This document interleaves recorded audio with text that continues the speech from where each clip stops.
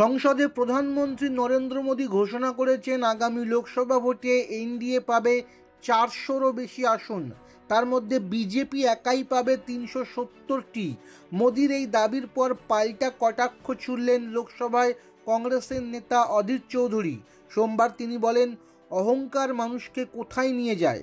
অহংকার আর অহমিকায় মানুষ কাকে ভোট দেবে তার পরোয়া পর্যন্ত করছেন না।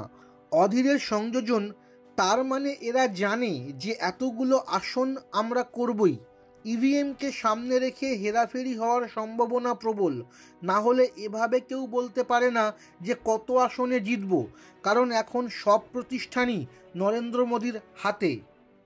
বাজেট অধিবেশনে লোকসভায় জবাবি ভাষণে কংগ্রেসকে সোমবার তীব্র আক্রমণ করেছেন মোদী।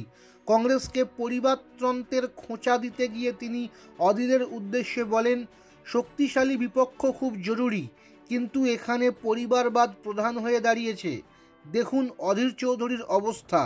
হাসতে হাসতে প্রধানমন্ত্রী এও বলেন, আমাদের খার্গেজি এই সদন থেকে অন্য সদনে শিফট করে গিয়েছেন, গুলামজি তো পার্টি থেকেই শিফট করে গিয়েছেন।